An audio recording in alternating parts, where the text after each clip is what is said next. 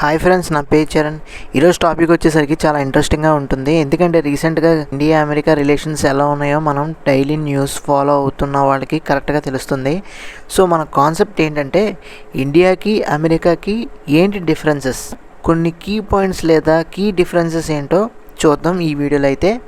ఎందుకంటే present generation వాళ్ళకి ఇలాంటివి డిఫరెన్సెస్ కానీ, కంపారిజన్స్ కానీ, కల్చర్స్ కానీ, పర్సెప్షన్స్ కానీ, అదేవిధంగా లీగల్ సిస్టమ్స్ గురించి కానీ కొంచెం అవగాహన ఉంటే ప్రజెంట్ యూత్కి చాలా బెనిఫిట్ అవుతుంది. సో అందుకే నా ఈ చిన్న ప్రయత్నం చేసి కొన్ని ఇంపార్టెంట్ పాయింట్స్ అయితే మీకు చెప్తున్నాను.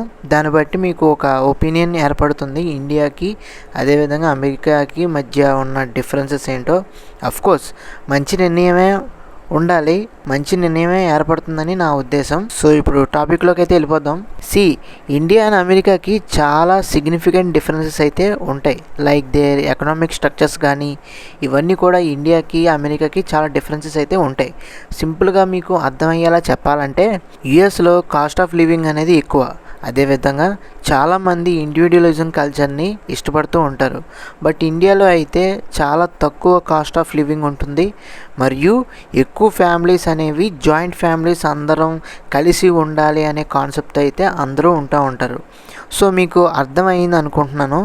అదేవిధంగా ఇంకో వెరీ ఇంపార్టెంట్ కీ పాయింట్ చెప్తున్నా.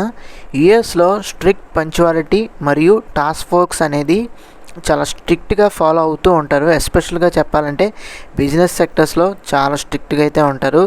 ఇండియాలో అయితే మనకి పర్టికులర్గా డెడ్ లైన్స్ అనేవి ఉంటాయి, అదేవిధంగా ఫ్లెక్సిబుల్ టైం సిస్టమ్స్ అనేవి ఉంటాయి. So both are different.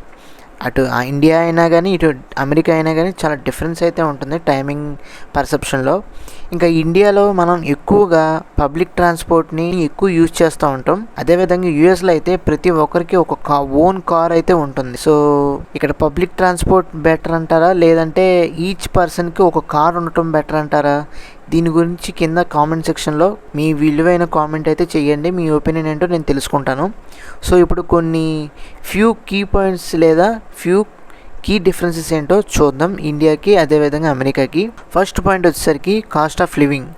అమెరికాలో చాలా ఎక్కువ కాస్ట్ ఆఫ్ లివింగ్ అనేది ఉంటుంది. బికాస్ ప్రైజెస్ కానీ, ప్రొడక్ట్స్ కానీ మరియు సర్వీసెస్ కానీ వీటిలో ఏదైనా సరే ప్రీమియం ప్రైజెస్ పెట్టి ఛార్జ్ చేస్తూ ఉంటారు. సో అక్కడ జనాలు చాలా ఎక్కువగానే ఖర్చు పెడుతూ ఉంటారు.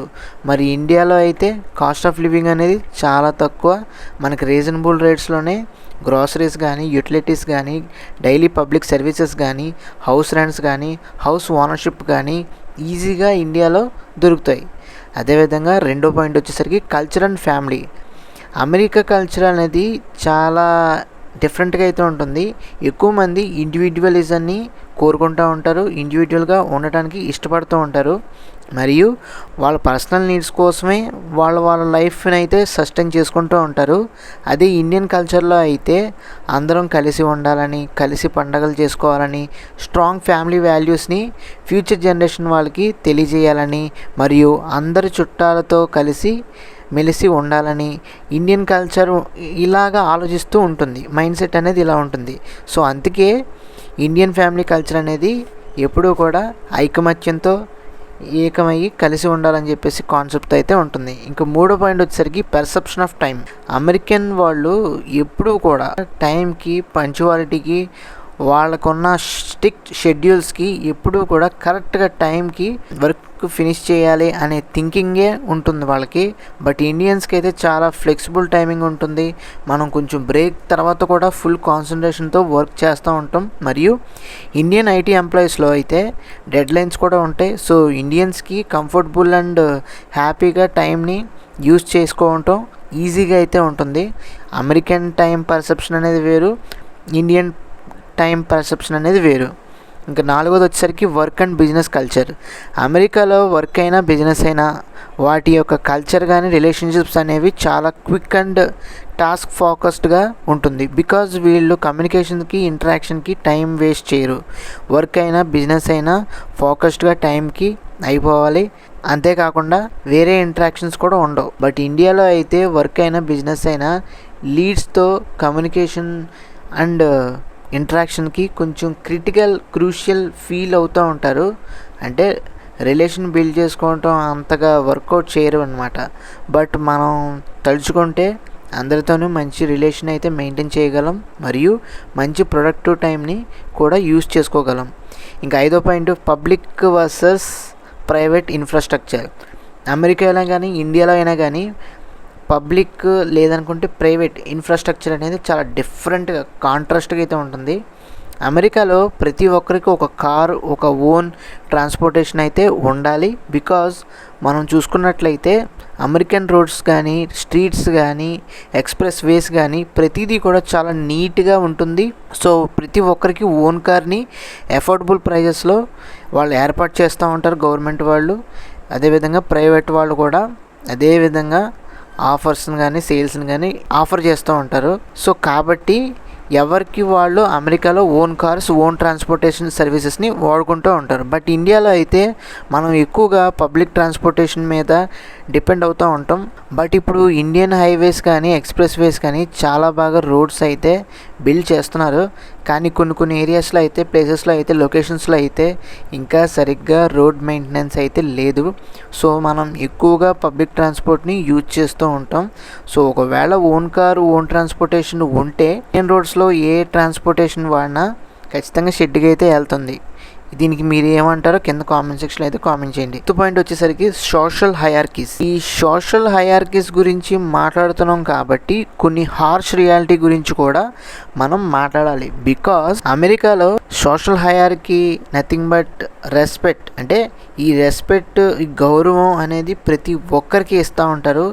చిన్న లేదు, పెద్ద లేదు, మరియు జాబ్ చేస్తున్న వాళ్ళకి, బిజినెస్ చేస్తున్న వాళ్ళకి ఒకటే సేమ్ రెస్పెక్ట్ ఉంటుంది. ఇన్ఫ్యాక్ట్ రెస్పెక్ట్ అనేది ఒకరొకరు ఇచ్చుకుంటూ ఉంటారు. కానీ ఇండియాలో అయితే డబ్బున్న వాళ్ళకి, పెద్ద వాళ్ళకి, జాబులు ఉన్న వాళ్ళకి, బిజినెస్లు చేసే వాళ్ళకి మాత్రమే రెస్పెక్ట్ ఇస్తూ ఉంటారు.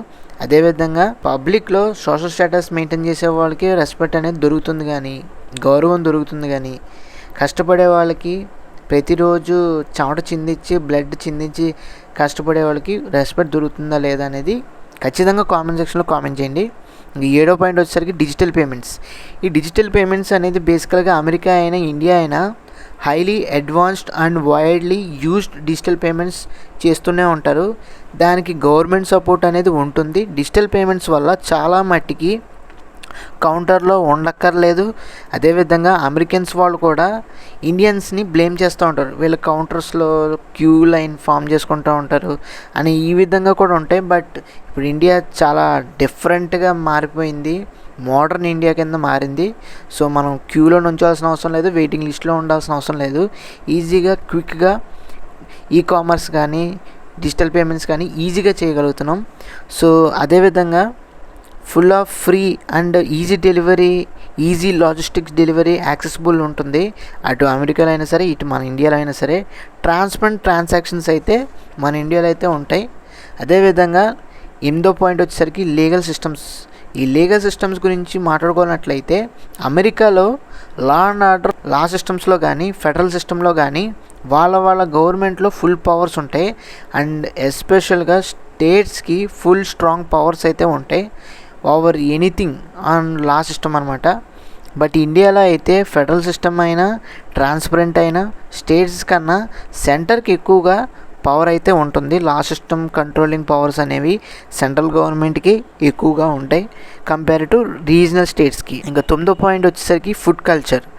ఈ ఫుడ్ కల్చర్లో ఇండియన్ ఫుడ్ కల్చర్ అనేది మనకి చాలా వైడ్ రేంజ్ ఆఫ్ వెరైటీస్ అయితే ఉంటాయి, మరియు రిచ్ అండ్ డైవర్స్ ఫ్లేవర్స్ అయితే అన్ని రకాల స్పైసెస్ కానీ, మసాలాస్ కానీ ఇవన్నీ కూడా మనకే సాధ్యమైంది. మనం ఈ ఐటమ్స్ అయినా చాలా యూనిక్గా డిషెస్ని, ఫుడ్ని తయారు చేసుకుంటూ ఉంటాం. అదేవిధంగా ఎస్పెషల్గా అందులో కొన్ని చూసుకున్నట్లయితే స్వీట్స్ కానీ, హాట్స్ కానీ, రైస్ ఐటమ్స్ కానీ, ఇంకేదైనా సరే డిఫరెంట్గా చేసుకుంటూ ఉంటాం. డిఫరెంట్ కర్రీస్లో చేసుకుంటూ ఉంటాం. ఇలా ఇంకా ఎన్నో వేరియస్ ఐటమ్స్ అయితే మన ఇండియన్ కల్చర్లో, మన ఇండియన్ ఫుడ్ కల్చర్లో మన ఇండియాలోనే సాధ్యం. బట్ అమెరికాలో అయితే పర్టికులర్ ఫుడ్ని కన్జ్యూమ్ చేసే వాళ్ళైతే లైక్ బ్రెడ్ కానీ, చీజ్ కానీ, డిజర్ట్స్ కానీ ఇవి ఎక్కువగా తీసుకుంటూ ఉంటారు. మరియు పిజ్జా కానీ, బర్గర్ కానీ, శాండ్విచ్ కానీ ఇలా ఇంకా ఎన్నో ఫుడ్ ఐటమ్స్ని అయితే వాళ్ళు ఇవే తింటూ ఉంటారు. సో వాళ్ళకి మనకి ఫుడ్ కల్చర్లో చాలా వ్యాస్ట్ డిఫరెన్స్ అయితే ఉంది. ఇంకా 10వ పాయింట్ వచ్చేసరికి ఎన్విరాన్మెంటల్ పొల్యూషన్. అమెరికాకి ఇండియాకి ఎన్విరాన్మెంటల్ పొల్యూషన్ చాలా హ్యూజ్ డిఫరెన్స్ అయితే ఉంది. ఇంకా లాస్ట్గా మనం ఈ ఎన్విరాన్మెంటల్ పొల్యూషన్ గురించి చెప్పుకుంటున్నాం కాబట్టి ఓవర్ హోల్ వరల్డ్ ఫేస్ చేస్తున్నది ఏంటంటే ఈ పొల్యూషన్.